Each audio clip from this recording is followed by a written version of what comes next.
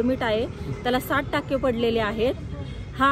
नमस्कार, आपण पाहत आहात पुणे लाईव्ह न्यूज। पाहूयात आज दिवसभरातील ठळक घडामोडी। लग्नापूर्वी असलेल्या प्रियकराच्या मदतीने मध्यरात्री झोपेत असलेल्या पतीवर चाकूने गळ्यावर आणि पोटावर वार करून खून करण्याचा प्रयत्न केल्याचा प्रकार चाकण औद्योगिक वसाहतीत सावरदरी तालुका खेड या ठिकाणी घडला आहे। खुनाचा प्रयत्न केल्याप्रकरणी महाळुंगे एमआयडीसी पोलिसांनी पत्नीसह प्रियकराला अटक केली आहे। सचिन कुमार उपेंद्र राजभर वय वर्ष 23 राहणार जतपुरा रोहतास उत्तर प्रदेश आणि अंकिता अजय कुमार सिंग वय वर्ष 26 राहणार सावरदरी जोंधळजाई मंदिराच्या शेजारी तालुका खेड अशी अटक केलेल्यांची नावे आहेत। अजय कुमार सिंग वय वर्ष 28 राहणार सावरदरी गोंधळजाई मंदिराच्या शेजारी तालुका खेड असे या घटनेत गंभीर जखमी झालेल्या पतीचे नाव असून त्याच्यावर संत तुकाराम हॉस्पिटलमधील अतिदक्षता विभागात उपचार सुरू आहेत। अजय सिंग हा चाकण एमआयडीसी मधील सुरीन ऑटोमोबाईल कंपनीमध्ये नोकरीला आहे। त्याची पत्नी अंकिता हिचे लग्नापूर्वी सचिन कुमार उपेंद्र राजभर याच्याशी प्रेमसंबंध होते हे पती अजय यास माहिती होते।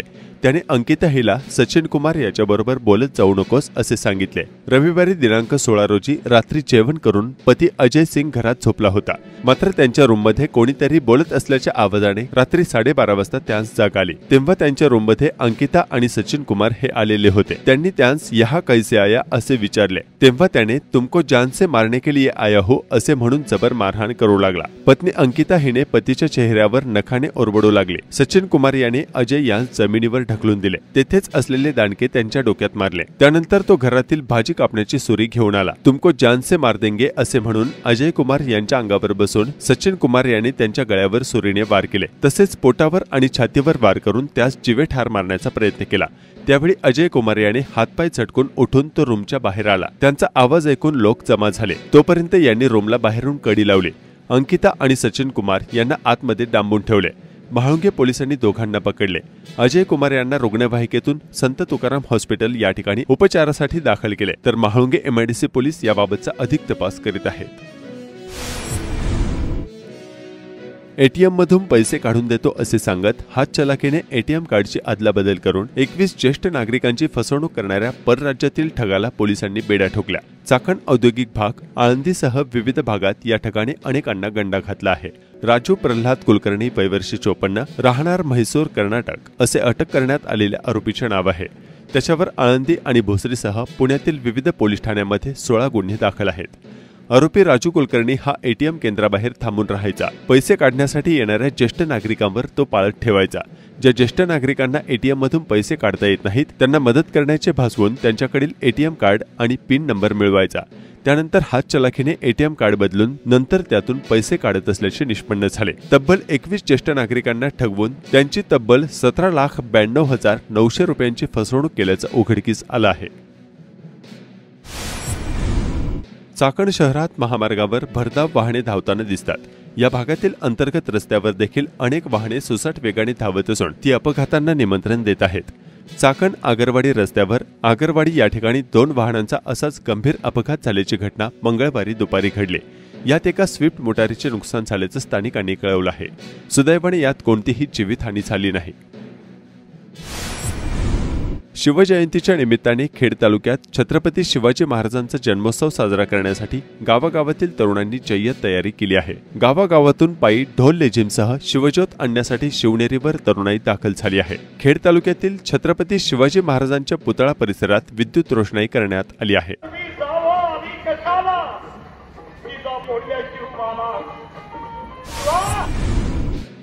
छत्रपती शिवाजी महाराज यांच्या जयंतीनिमित्त चाकण नगर परिषद द्वारा जनता शिक्षण संस्थेच्या आवारातील छत्रपती शिवाजी महाराज यांच्या पुतळ्यास आकर्षक सजावट करण्यात आली आहे। तसेच शहरात विविध सांस्कृतिक कार्यक्रम आयोजित करण्यात आले असल्याचं प्रशासनाने सांगितलं आहे।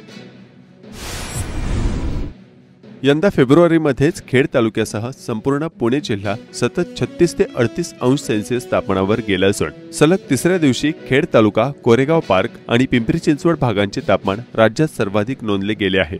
खेड तालुक्याचा पारा या हंगामात प्रथमच 38 अंशांवर गेला आहे। चाकण नगर परिषद प्रधानमंत्री आवास योजना अंतर्गत सुरू असलेल्या 210 समूह सदनिका प्रकल्पाची पायाभरणी काम पूर्ण झालंय। या ठिकाणी सरकारने स्वस्तात सदनिका प्रकल्प उभारणी सुरू केली असल्याने मोठ्या प्रमाणात फ्लॅट खरेदी करण्यासाठी लोकांची मागणी वाढते आहे। याच ठिकाणी माढामार्फत 400 फ्लॅट बांधकाम सुरू असल्यानं राक्षेवाडी येथे भामा नदीच्या कडेला सुरू असलेली सरकारी घर योजना खूप चर्चेत आली आहे। अनधिकृत प्लॉटिंग आणि त्यात अनधिकृत बांधकाम करून जीव टांगणीला लावण्याऐवजी फक्त एक फ्लॅट कधीही बरा अशी भावना आता जनतेत निर्माण होतीये। खेड तालुक्यात अंगणवाडी सेविकांच्या 26 रिक्त जागा आणि 35 मदतनीसांच्या रिक्त जागांसाठी एकूण 390 महिला उमेदवारांनी अर्ज दाखल केलेत। तालुक्यातील अंगणवाडी रिक्त जागांची भरती प्रक्रिया 8 फेब्रुवारीपासून सुरू झाली आहे। खेड तालुक्यातील महिला आणि बाल कल्याण विकास प्रकल्पातील खेड क्रमांक 1 मध्ये अंगणवाडी सेविकांच्या 13 आणि 23 मदतनीसांच्या रिक्त जागांसाठी 260 महिला उमेदवारांनी अर्ज दाखल केलेत, तर खेड क्रमांक 2 मध्ये 13 अंगणवाडी सेविका आणि 12 मदतनीस रिक्त जागांसाठी 131 महिला उमेदवारांनी अर्ज दाखल केल्याची माहिती बाल विकास प्रकल्प अधिकारी सारिका देशमुख आणि बाल विकास प्रकल्प अधिकारी अनिकेत पालकर यांनी दिली आहे। पुणे नाशिक महामार्गावर मंगळवारी 18 फेब्रुवारी रोजी देखील मोठी वाहतूक कोंडी झाल्याचं चित्र पाहायला मिळालं। आळंदी फाटा ते चिमणी फाटा दरम्यान वाहनांच्या लांबच लांब रांगा लागल्या होत्या। तळेगाव चाकण शिक्रापूर रस्त्यावर देखील दिवसभर वाहनांच्या रांगा लागल्या होत्या। चाकण भागातील वाहतूक कोंडी सोडवण्यासाठी चाकण MIDC क्षेत्र टप्पा क्रमांक 5 ते खेड औद्योगिक क्षेत्र जोडणारा प्रस्तावित रस्ता क्षेत्र यास चालना देण्याबाबत मागणी आता जोर धरते। हा रस्ता झाल्यास चाकण पुणे नाशिक महामार्ग व तळेगाव चाकण शिक्रापूर महामार्ग या दोन्ही रस्त्यावर अवजड वाहतूक कमी होणार आहे। अहिल्यानगर आणि संभाजीनगरकडे जाणारी येणारी वाहतूक थेट खेड औद्योगिक क्षेत्र मार्गे चाकण MIDC टप्पा क्रमांक 5 मार्गे मुंबई महामार्ग अशी विभाजन होणार आहे। त्यामुळे हा रस्ता तातडीने विकसित करण्यासाठी घ्यावा अशी मागणी होते। याबाबत स्थानिक खासदार आणि आमदार यांनी शासनाकडे पाठपुरावा सुरू असल्याचं पुणे लाईव्ह न्यूज बरोबर बोलताना सांगितलं। 12वी बोर्ड परीक्षा 11 फेब्रुवारी पासून सुरू झाली असून 21 फेब्रुवारी पासून इयत्ता 10वीच्या बोर्ड परीक्षेलाही सुरुवात होतीये। खेड तालुक्यात 15 परीक्षा केंद्रावरील सर्व तयारी अंतिम टप्प्यात आली असून 5295 विद्यार्थी परीक्षेला बसणार असल्याची माहिती परीक्षा कस्टोडियन तथा गट शिक्षणाधिकारी अमोल जंगले यांनी पुणे लाईव्हशी बोलताना दिलेली आहे। पोलीस ठाण्यात उडबस ठेवून बाहेर नागरिकांना फसवायचे, मारहाण करण्याचे आणि मटका तसेच जुगार असे अवैध धंदे चालवायचे असे अनेक प्रकार चाकण परिसरात समोर येत आहेत। काही जण थेट आपण पोलिसांसाठी काम करत असल्याचा दावा करून हजारो रुपये उकळत असल्याचे धक्कादायक प्रकार समोर आले आहे। पोलीस ठाण्यात उडबस असलेल्या चाकणमधील एका शिक्षकाने मुलीच्या विषयात अडकवण्याची धमकी देत ब्लॅकमेल केल्याने तरुणाने लोणावळा या ठिकाणी दरीत उडी मारल्याची घटना नुकतीच घडली होती। त्यानंतर पुन्हा अशीच एक घटना घडली असून मुलीच्या विषयात अडकवण्याची धमकी देत एका तरुणाकडून हजारो रुपये लाटल्याचा प्रकार घडला। सदरचे पैसे परत मागण्यासाठी गेलेल्या तरुणाला दगड आणि विटांनी गंभीर मारहाण करण्यात आली। सध्या या तरुणावर उपचार सुरू आहेत। याबाबत संबंधित तरुण आणि त्याची आई आणि सामाजिक कार्यकर्त्यांनी काय सांगितलंय पाहूया। माझं नाव सुप्रिया हेमंत लेंडगर, राहणार चाकण राणूबाई माळा। माझा मुलगा अभिषेक हेमंत लेंडगर हा ह्यांनी काही केलेलं नसून राजूभाई शेख नावाच्या माणसाने त्याला एका मुलीच्या मॅटरमध्ये अडकून त्याच्याकडून 80,000 रुपयाची मागणी केली। पोलीस स्टेशनला द्यायचं आहे असं सांगून त्याच्याकडून 80,000 रुपये घेतले। त्यानंतर त्यांनी ते पैसे कुठल्या पोलीस स्टेशनला दिले हे माहीत नाही, काय केलं हे माहीत नाही, पण त्यांनी आमच्याकडून 80,000 रुपये घेतले, म्हणजे माझ्या मुलाकडून। माझ्या मुलांनी पैशाची मागणी करतात त्याच्या बायकोनी, त्याच्या मुलांनी आणि त्या राजूभाईनी तिघांनी मिळून त्याला मारहाण केली। आज तो चाकणच्या जय हिंद हॉस्पिटलमध्ये ॲडमिट आहे, त्याला 60% पडलेले आहेत। हा राजूभाई शेख म्हणजे पोलिसांचा एजंट आहे, जो पोलिसांचे सगळे वसुलीची कामं करतो। त्याचा CT स्कॅन वगैरे केलेला आहे, सगळं आहे। अजूनही तो स्टेबल नाही केला, मला माहित नाही। आम्ही फक्त कॉपी दिलेली आहे, त्यांनी गुन्हा घेतला का नाही हे मला माहित नाही। सांगितलं तुमच्यात मिटवून होत असेल तर करून घ्या। तुम्ही सांगितलं असेल? नाही, पोलिसांचं नाव नाही माहिती, पण पोलीस स्टेशनला गेल्यावर सांगितलं तुम्ही तुमच्यात मिटवून घ्या। माझा एक मित्र होता राजू शेख नावाचा, मी त्याच्या घरी गेलो, त्याला म्हणलं मला पैसे दे, तो त्याने कधी फोन उचलले नाही। नंतर मला म्हणला घरी ये, 8 तासांनी 15-20 मिनिटांनी। नंतर तो फोन उचलीत नव्हता, मी डायरेक्ट घरी गेलो, त्याच्या घरच्या बाहेर थांबलो। त्याच्या पोरगा आणि त्याची आई घराच्या बाहेर आली, ते म्हणते घरात चल, म्हणले मी घरात येऊ शकत नाही, काय असं मला पैसे द्या बाहेर, मी जातो निघून।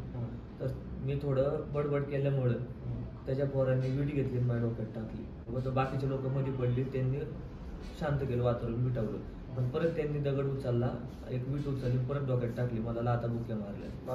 आणि तेवढ्यात तो राजू शेख आला, ज्याच्याकडे माझे पैसे होते, तो आला. त्याने पण 2-3 मला मुसकाड्यात मारलं आणि तिथून रक्त आल्यामुळे मला बाकीच्या लोकांनी लगेच दवाखान्यात घेऊन आले. तुम्ही पोलीस कंप्लेंट केली का त्याच्या हॉस्पिटलला पोहोचले? पहिले हॉस्पिटल, पण मला वाहनच नव्हते राहिले, कारण रक्त कुठले चाललं होतं. मला ॲम्ब्युलन्सवाल्यांनी गाडी बसवलं, डायरेक्ट घेऊन आलं हॉस्पिटलला. मी इथं आल्यावर पोलीस आले. मला एक माझ्या पोलीसचा मॅटर झाला होता, एक पूर्वी होती, तुम्हाला त्रास देत होता. हा मी का आणला की मी तो मॅटर मिटवतो, तुम्हाला 85,000 1 लाख रुपये द्या आधी म्हणला. एवढे नाही देऊ शकत 1 लाख रुपये, मी थोडेफार कमी जास्त करून देतो, मिटून टाका. मग त्यांनी माझ्याकडून 80,000 रुपये हे घेतले, ऑनलाईन घेतल्यात पैसे. तुमच्या पुरावा आहे माहिती. आणि त्याच्यानंतर कोण म्हणतो मिटून देतो? पोलिसांकडून नाही, मी कोणत्या डायरेक्ट त्यांना नाही भेटलो. मला म्हणलं तुम्हाला की पोलिसांचं याचं चांगलं आहे म्हणजे असं? हा पोलिसांना काम आलं, तिथं पोलीस चौकीला काम करतो, पोलिसांच्या हाताखाली कामाला. पोलिसांच्या हाताखाली काय करतो? हप्ते गोळा कर किंवा काय गोळा कर, पोलिसांचा हप्ते गोळा करून हा पोलिसांना देतो, मिटवणूक करतो. आणि माझी त्याची ओळख अशी की माझा ट्रक चालायचा वाढू विटाला, तर 1-2 त्यांनी माझी गाडी अडवली होती, यांनी माझ्याकडून ते पण पैसे खाल्लेत, अशी माझी ओळख. मग माहिती 1-2 गाडी अडवल्यामुळे आमची ओळख झाली. नंतर मी तो धंदा बंद केला.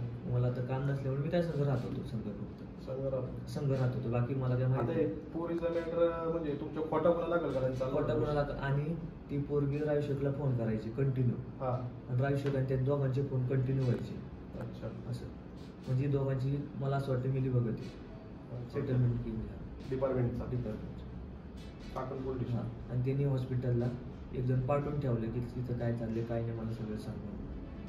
ठीक आहे. जे अभिषेक त्याला जे रात्री जो काय हल्ला झालेला आहे, तर सदरील घटना मी स्वतः डोळ्याने पाहिली. ते हॉस्पिटल चाकणचं हॉस्पिटल काय नाव आहे त्याचं, जयहिंद हॉस्पिटलला जाऊन त्याची प्रकृती पाहिली. त्याला इतकं गंभीर मारहाण झालेली आहे, त्याला 60 टाके पडलेले आहे. तर मी ते पाहून त्यांच्या मम्मीला घेऊन पोलीस स्टेशनला आलो, एक निवेदन दिलेले आहे. आरोपी जर जो काय तो शेख आहे त्याच्यावर कठोर कारवाई जर नाही झाली तर मी चाकण पोलीस स्टेशनला तीव्र स्वरूपाचं आंदोलन करीन, असं माझ्या पत्राद्वारे निवेदन पण देण्यात आलेलं आहे. या मुलाला जर न्याय भेटला तर येणाऱ्या 2 दिवसात तीव्र स्वरूपाचं चाकण पोलीस स्टेशन समोर आंदोलन करण्यात येईल.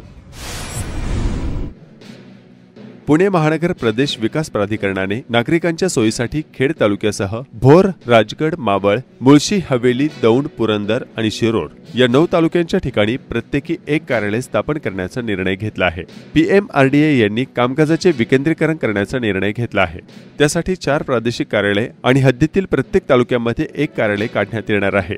PMRDAच्या पुढील आर्थिक वर्षाच्या 2025-26 मध्ये अर्थसंकल्पास मुख्यमंत्री देवेंद्र फडणवीस यांच्या उपस्थितीमध्ये मान्यता देण्यात आली. या बैठकीत PMRDAच्या कामकाजाचे विकेंद्रीकरण करण्याबाबतचा प्रस्ताव प्रशासनाकडून सादर करण्यात आला होता. त्या प्रस्तावास या बैठकीत मान्यता देण्यात आली आहे. या कार्यालयाच्या माध्यमातून नागरिकांना सेवा पुरवण्याचे उद्दिष्ट प्राधिकरणाकडून ठेवण्यात आले आहे. सध्या प्राधिकरणाचे पिंपरी चिंचवड येथील आकुर्डी आणि पुण्यामध्ये औंध अशी 2 कार्यालय आहेत. खेड तालुका पदवीधर प्राथमिक शिक्षक व केंद्रप्रमुख संघटनेच्या वतीनं आंबेठाण या ठिकाणी क्रीडा संकुलात राजा शिवछत्रपती क्रिकेट स्पर्धा संपन्न झाल्या. क्रिकेट स्पर्धांचे हे 5वे वर्ष होते. खेड तालुक्यातील 300 प्राथमिक शिक्षकांनी या स्पर्धेमध्ये सहभाग घेतला. जिल्हा आपत्ती व्यवस्थापन प्राधिकरण पुणे आणि वन विभाग जुन्नर यांच्या वतीनं आपदा मित्राचे 6 दिवसाचे निवासी प्रशिक्षण नुकतेच संपन्न झालं. खेड तालुक्यातील आपदा मित्र यावेळी मोठ्या संख्येनं उपस्थित होते. नमस्कार, आपण पाहत आहात पुणे लाईव्ह न्यूज.